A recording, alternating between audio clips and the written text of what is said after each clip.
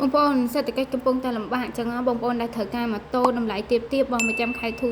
មករកបាននៅក្នុងហាងម៉ូតូយើងខ្ញុំនៅក្នុងហាងយើងមានទាំងសេរីទាបសេរីខ្ពស់បងប្អូនត្រូវការម៉ូតូដែលទាន់សម័យជិះធ្វើការងាយស្រួលបងប្អូនក៏អាចមករកបានដែរនៅក្នុងហាងម៉ូតូអង្គសួរយើងខ្ញុំហើយមួយវិញទៀតបងប្អូនដែលត្រូវការទិញដាច់ឬក៏វាយដូរបងរំលោះសុទ្ធ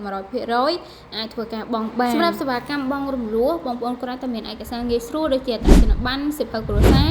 អាចធ្វើការបងបានហើយបងប្អូនអាចយកម៉ូតូបានគ្រប់ស៊េរីគ្រប់ model តែម្ដងមួយវិញទៀតមិនប្រកាន់មុខរបរឬក៏ការងារបងប្អូនទេឲ្យតែបងប្អូនមានចំណូលចាប់ពី 10000 រៀលក្នុងមួយថ្ងៃឬក៏ 20000 រៀលក្នុងមួយថ្ងៃ